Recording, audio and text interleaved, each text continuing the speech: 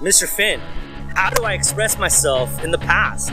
How do I share experiences that I've had or things that I did last week, last month in the correct way? I don't know which one do I use. Do I use the simple past? Do I use the present perfect? I'm totally confused. Could you please help? Hey, how you guys doing, man? Mr. Finn here to help you out with some English. Okay, I have made in the past a video dealing with the simple past and another one dealing with the present perfect. But today, I want to help you to be able to identify the differences between the two and how to use each one differently. Many English learners have a difficult time knowing when to use each one of these tenses because they both deal with the past. If you find yourself to be one of those students, then stick around because today the video is for you.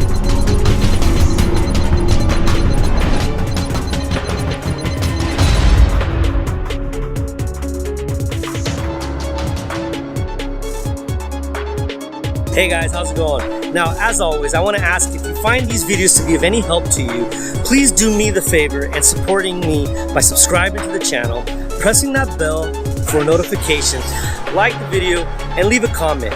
I read the comments and I try to engage with you guys in them, and the feedback helps me out. All right, let's get to it. The simple past and the present perfect are two grammar tenses that we use when we're talking about the past. When we want to share events, experiences, talking about things that we've done, and all sorts of things. And the fact that both tenses deal with the past, it can cause confusion. What I want to do today is simply share with you some simple tips to know when to use one and when to use the other, okay?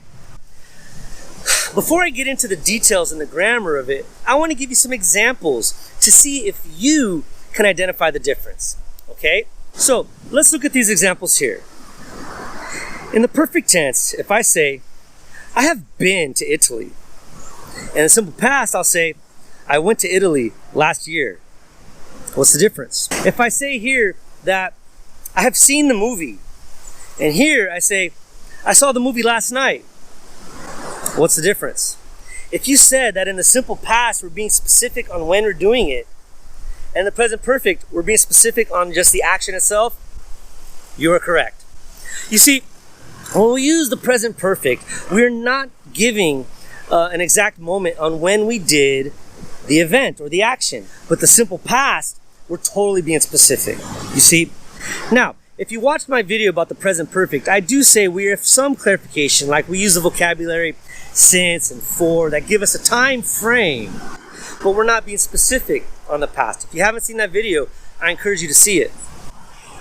We use the present perfect to talk about an event in the past that's relevant to the present. That's why it's the present perfect, you see?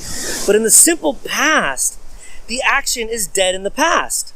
It has nothing really to do with now, except that I did it, and the experience lives in me, and the memory lives with me. But the action itself is dead in the past. And oftentimes, when you want to interact with someone, you ask, have you ever? Have you ever? Have you ever done this? Have you ever done that? They'll say, yes, I have. And then you may want to follow that up with when. You see, when is thrown out there, we're going to go automatically to the simple past. Because when, we're going to be specific. Yesterday, last night, last month, last weekend, a year ago, 2 months ago, and so on. Right? So to make it very simple for you, the simple past is dealing with something dead in the past, has nothing to do with the present, and the present perfect has to do with the past action that is totally relevant to the present. I hope that's been a help to you, okay? Remember, English, like anything else, you only are gonna get better with practice. So get out there and practice your English. I am Mr. Finn, and I'll see you in the next video. Bam!